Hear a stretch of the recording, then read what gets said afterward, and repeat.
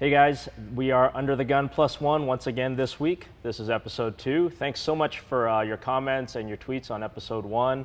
Hope to get this thing off and running and make it a regular thing, and I hope you guys enjoyed the first one. Please continue to send me feedback. This week in the house, we have Poker Product Manager Chris Danik. You might know him better as Dax on 2+2 and in various other places. Like I said, he's our Poker Product Manager. We'll get into a bit about what exactly that means, but first off, thanks for being here. How's your week been going? Oh, it's pretty good. It's early. It's 8 o'clock on Tuesday morning. We're bringing this to you a little early because the man behind the camera, Mr. Derek Treadwell, he's a very busy man, and we're trying to get this out of the way. Back there. We're getting this out of the way so that he can do more important stuff than my dicking around, basically. No, it's all good. I'm loaded with caffeine and 5-hour energy, so. Excellent. You've been putting in some long days. Like you were here late on Monday in the office. You were here late last night in the office. What have you been working on? Oh, stuff and things. Yeah. That's kind of like always the big problem is like, what do we talk about? What can we release to the world? What do we even know we're doing? I've got like this pile of stuff, and we just constantly massage this pile of stuff. We put stuff on top, we take stuff away. It's ongoing. I love it. I mean, it's great though. No, this is like obviously what you do. Like, to give a little bit of your background, you've mostly been like you're a poker player like all the rest of us mostly right. here. So I probably started out like everybody else did. I won a free roll tournament of like 100 people, and I thought, hey, you know what? I'm going to win the World Series of Poker main event next year. So I was hooked right away. I went to work for Stars in 2003, I think. Yeah. And actually, that's where I met you. That's right. Yeah. People don't know. I hired Chris back in my PokerStars days to do customer support. He did that for a little while. Moved on that was 10 years ago. Yeah, I guess we are old. All right. Then you moved on to Full Tilt to run their customer support. I ran their customer support in Vancouver. Met a lot of great people. Things didn't quite work out, for better. Things didn't work out in the management, managing things at Full Tilt. I know, surprise, right? I thought everybody was like super happy with how that place was being run. Of course, that's what we said. But no, things weren't exactly great there. But I mean, that's in the past, and ultimately, I think Full Tilt sort of kind of went the way that it was going to go. I mean, you can't hide that forever. You can't run a company a certain way and hide that forever. So, but we won't talk about that. That'll be a different show, I think. Fuck that. We'll talk about that. So I moved to, I lived in British Columbia for a few years playing poker, and then you gave me a call and you said, well, how are things going for you? What are you up to? And I said, well, I'm looking for something new. I'm always looking for something new, something exciting. And you told me about this company, and I said, you know what? Hey, that sounds interesting, but I want to see if they're serious. So I talked to, Joe and Scotty and Tom and Tobin, really everybody here, to find out like if this company was serious or if they were just going to be another shitty skin on a network. We can cut that out, right? No, we cut nothing out of it. Damn. But I mean, if you're gonna talk shit about like networks, man, like there's some struggling ones out there, man. I wouldn't even take that one out of the jar. I mean, how about like some of the ones that aren't even paying people? Yeah, I don't want to get into it. It's really interesting seeing poker from this side of the fence because, when you play and you ask for a cash out, sometimes you get your money, sometimes you don't. Sometimes it takes time and you see people saying different things. But on this side of the fence, you get to actually see like, hey, here's how this company is doing things, or this company is working with this company and this company is a piece of shit.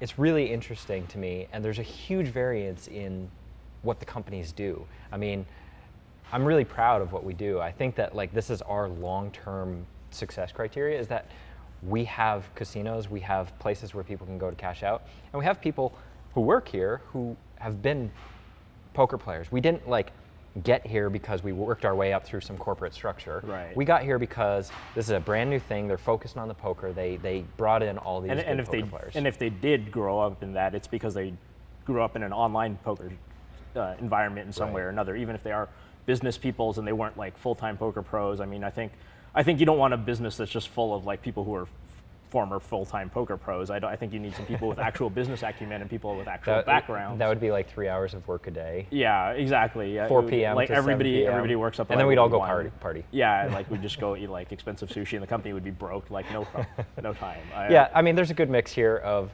really fucking smart people and good business acumen people and poker players.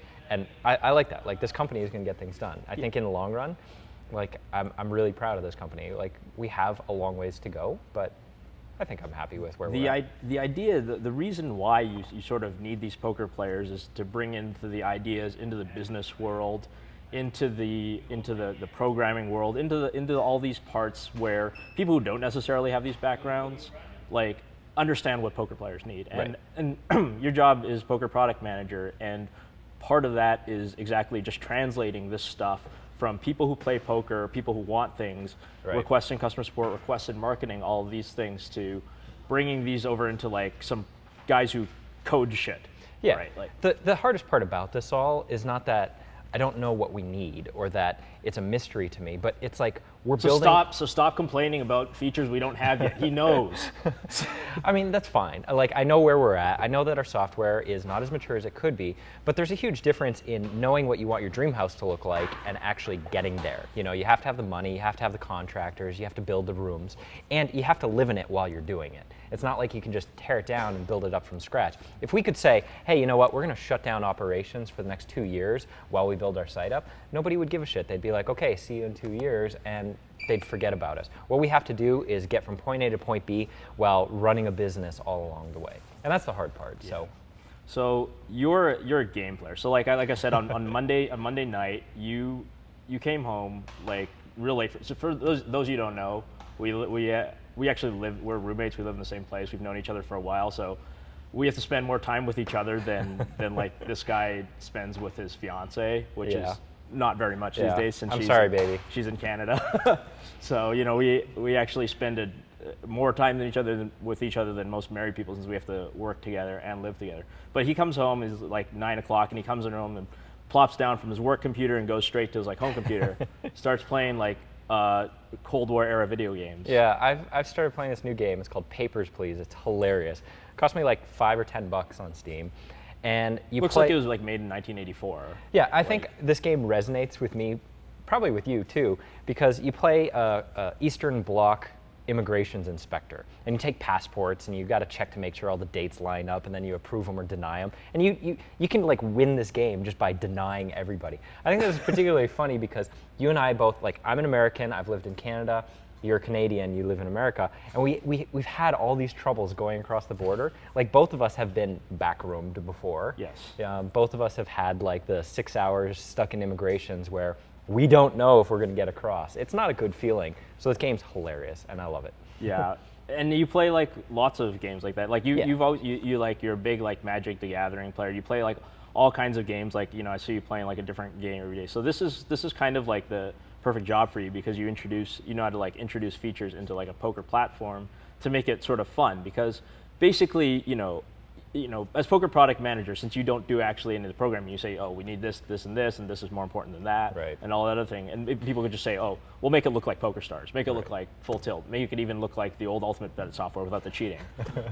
You know, people would be like, hey, we would take that. So like, explain to like people why you need to exist, like, because you could just say like, oh, well, PokerStars has already designed the software. Yeah, like, I mean, the thing is how do I explain my job? I'm kind of the intersection between a lot of different things. One is the poker knowledge. So we have great, bright, brilliant developers, but they don't always like know things about poker that a poker player would know. They don't know what, you know, a WSOP satellite lamber is. What does that mean? How does that impact us? Why does it even have value? Yeah, what does a player think of this? If you can communicate those concepts to players well, then you can win. What else? Things like game rules, you know, like how the big blind moves around the table, what action reopens the action, like is it a full bet, is it a half bet? How do all these things work that are like really specific poker rules? Right, like something like late registration. So that's like one feature. Everybody just thinks, oh, that's fucking easy. You say this tournament starts at 6 o'clock, you can register to 7 o'clock. When it's 7:01, you can't register anymore. There's a lot of like behind the thing. Yeah, I mean, the thing that makes my job difficult is you have to figure out what are called edge cases or corner cases. And basically it's like, okay, late registration, that's simple. You just have a tournament and it's open for an hour and people can register after it starts. But the hard things to figure out are, what happens if not enough people register? Or what happens if you get into the money when the late registration period is still over and somebody busts out? Do they get the money right away, or do they get the money after the late registration? registration period. So you have to figure out all these random things that you wouldn't even think about. Do you have to make more tables and make them short-handed, or do you generate a new table full of all the people who just registered? Exactly. Like when you join a tournament, it sucks to get rebalanced 4 times in the first 5 minutes. When you do late registration, what do? Do you fill up all the tables 9-handed, and then as more people register, you pluck people out and put them at a new table, or do you start all the tables 7-handed and put people in? Like, all these sorts of things you got to think about, and you have to answer these questions. And sometimes they're not intuitive. They're not. You really have to work through them. Sometimes they don't really matter. You know, in this one dialog box, should it open with an item pre-selected? Who cares, right? Right. But you know, a lot of times they need an answer. It doesn't, matter what answer, but you have to have kind of the poker experience to understand how to make it work and what's good and what's bad about a given feature. Otherwise, somebody asks you how many spots pay in a tournament, and when there's more, what happens when we've got 7 people who are playing who get paid in a 300 I got a tournament? question recently. It did kind of make me facepalm a little bit, but it was, if there is a tournament with 7 spots paid, but there's only 3 entrants. What do we do? And the tournament ends, what do we do?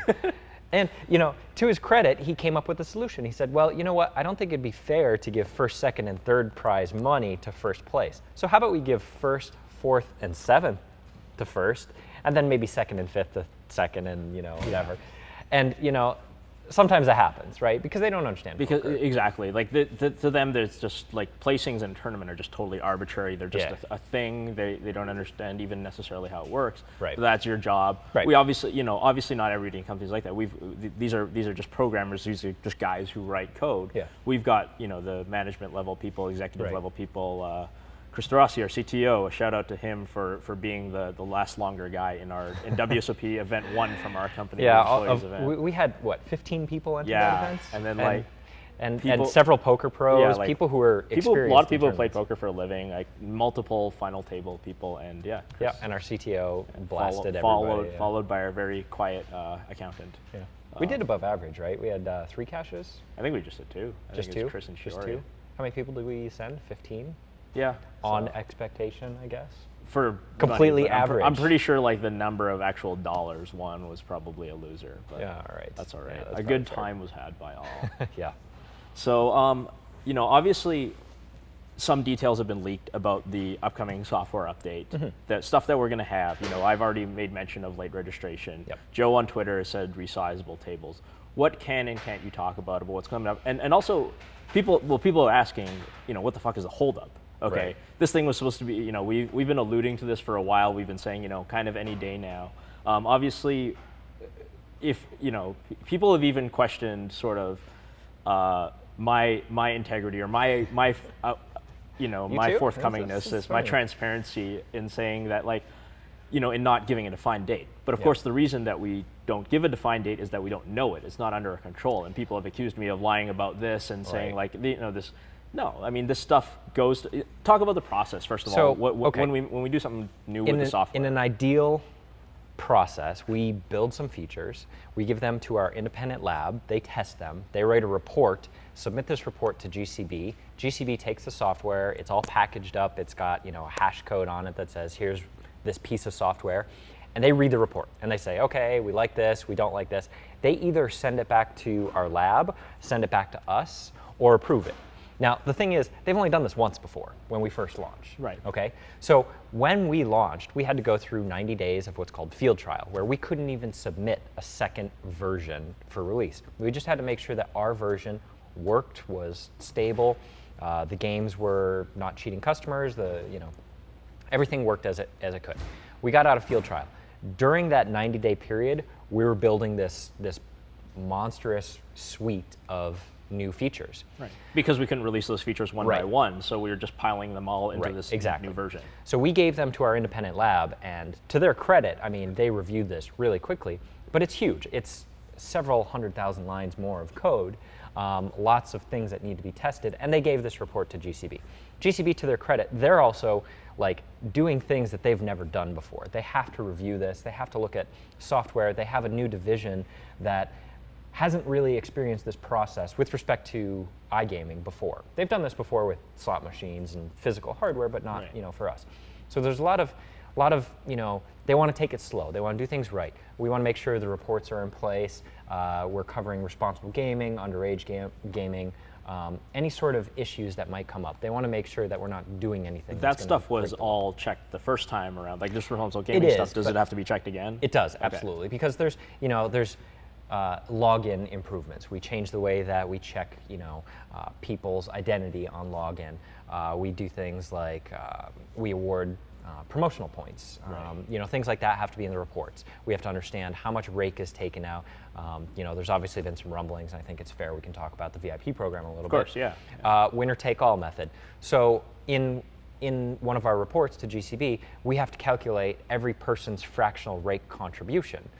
But in the winner take all method, one person is awarded all of the points for a given hand. We have to be able to say, okay, he earned, 18 U points. Right. He's going to have this, we're going to have this additional tax liability because we're awarding out these promotional points. So there's a lot of reports, a lot of things that players don't necessarily see. It's not as simple as just saying, hey, here's this new feature, ta-da, it's done. We actually have to go through this whole process, make sure everything is done right, all the reports are in place, they understand how it works. So that's what's going on right now. In the future, what we hope is we can do some small little feature or bug fix, hand it to the lab, and they'll be able to hand it to GCB, and literally that process should take a week. Yeah, and then we just put out a new file on the website, they download it and automatically It's like, hey, there's this fill in the blank. I'm not going to fill it in for you guys. There's this fill in the blank that we want. Right. Can you do it? Oh, sure. Monday morning we start on it. Thursday afternoon we submit it to our lab. They submit it to GCB on Friday. They read the report over the weekend. Monday morning we release it and we start again. That's the idea, and we hope we can get there. Yeah, and we obviously, we can't. The most important thing to remember is, of course, they're an independent gaming lab. Obviously, Obviously, the whole point of all of this testing is that they're not just some company who works for us and stamps us and says oh yeah, you guys are great. You guys it go looks on. bad on them if we release something that they've approved. Yeah. So we obviously we try to push them and say hey we'd like to release these features to our players, try to get this out, but ultimately they're not beholden to us. Right. They're there for the security of the players. Yeah, exactly. We can push them as much as we want. Right. It's really up to them. Yeah. Okay, so obviously trying to get new stuff out, new versions of the software out, and we because of this process, I think people have a better, maybe hopefully, a better understanding of why certain things take longer, or why certain software updates take longer, why you won't necessarily be seeing certain features. Because obviously, we hope to put our next software update out in the next few days, but obviously we don't make any promises on anything because of what we as Scotty says, soon. As we just talk about. We now have code words for various lengths of... There's soon, there's very soon, there's on the horizon, we're working on it. Yeah, so let's talk about we're working on it. Sure. So obviously, you don't want to give any sort of firm or even vague dates about stuff that we're working on in the future. But what's on your list? I mean, obviously the number one complaint that I see is we don't have a Mac client. Yeah. So I mean, I kind of have 4 ways of prioritizing this huge pile of shit I got on my desk. One is all the bug fixes and the annoyances, the things like disconnects or the CAPTCHAs or the little things that make playing unpleasant, that keep people from depositing because it doesn't feel real. Then are the obvious features. These are the things that everybody knows. Anybody out there could do my job in this regard. It's things like, when are you guys going to have Omaha? When are you guys going to have a time bank or wait lists or player notes? These are the obvious things. Then there's the big stuff, the things like fast fold or rebuy and re-entry, multi-entry tournaments, all these kind of wacky things that other sites have, but are big. They're a lot of development, a lot of testing, a lot of reporting. Then there's the stretch stuff. The stretch stuff is the fun part of my job. Can't really talk about that because I think that this stuff is so far away. It might just be a glimmer in my eye. Right. But this might be stuff that even the big guys don't have. You're saying. Yeah. Okay. Yeah. This is the fun part of my job. This is where I get to sit around with Terrence and I say, how does something like this work? How would this work? Really cool ideas with really fundamental problems that we struggle with. I would love to talk about these. They're so fun. They're great. We want to solve problems that that keep people from playing, or that, we want to look for the next big thing. That's the really fun part of my job, but it pains me to say I can't talk about it as much. Not giving the people what they want. But Yeah. Otherwise. Sorry, guys. Oh, it's okay. Guess how many flowers first? Yeah. Well, let's see. Excited for Michigan football? Yeah, I'm a huge Michigan fan, born and raised. Went to University of Michigan, and Michigan football is coming up. So Last season was kind of. People will send you either flowers or letter bombs. Yeah. Bombs. Letter bombs, like Michigan stickers, Michigan coffee mugs, Michigan, paraphernalia. I'm all good with it. And if you're an OSU fan, I just delete your emails. Yeah, well, we could just empty their accounts. Or Yeah, that works. Just transfer it to my paycheck. All right, Chris. Anything else you want to go tell the people about? Any fun things or any last kind of comments that you want to spread the word on? It's been fun. I mean, it's difficult at times. I get a big kick out of like the 2+2 crowd, because a lot of the comments are just hilarious. Like, seriously, like I wish some of these people could just spend like 2 weeks working for us. Yeah. Like, I understand that the criticism, a lot of criticism is totally valid. Like, I get it. Like, I would be pissed too if I were a player on certain things. Right. But man, you don't get it. Like, you just don't understand what it's like working in a regulated environment. I think the funniest comment was somebody was like, "You just need to drag the slider from 2002 to 2013." And I was like, yeah, that's exactly how software development works. You just drag a slider. Right. No, yeah, so, I'm sure like that person was like. Yeah, I mean, people are bitching because, it sucks, right? It's not perfect. It's not what they're used to. And on one hand, like, I agree. On the other hand, we're a brand new company. Like, we're spinning this up here. Haven't had 10 years of development and iterative testing and like lots of player feedback, and on top of that, like a whole bunch of revenue that you can pour into resources. Like, when you're making a bunch of money, you can be like, oh, let's hire an entire country that just programs. Yeah, I think what people don't realize is we're serious business, but we are a startup. I mean, we're still a small company. This office is half a football field length. Right. It's not huge. It's not multiple floors. We don't have hundreds of employees. So, it is what it is. Yeah. We'll get there. We're working on it. We are going to be number one, but not tomorrow. We're working on it. We've got our great partners and great marketing people. Yeah. When you're tasked with getting the product, competitive. So, hey, we're getting there. I think so. You're doing good stuff. Try not to deny too many poor Russian immigrants. Those people need their bread. Yeah. So, how else are they going to pay for the buffet? Yeah. What's the name of that game again? It's called Papers, Please. That's fun. I think you guys should check it out. Yeah. So it's $5 or $10. If you want to find out what this guy does when he's not in the few hours of the day that he's not at this office, play a lot of games. Basically what he's doing. All right, guys. Thank you so much for joining us once again this week on Under the Gun +1. Would really appreciate your comments either on the YouTube channel, tweet at me, T-Chan Poker. He is at CDANEK, CDANEK. If you've got product suggestions, if you've got product complaints, things like that, whatever, just make sure you follow him, because he doesn't like it when people just randomly bitch and don't follow him. I don't mind, but that's fine too. All right. Thank you guys for watching. We'll come back next week with a new exciting guest. Or maybe just bring back this guy if I can't figure anybody out. But hopefully I'll find somebody better. All right, cool. Thanks, everybody.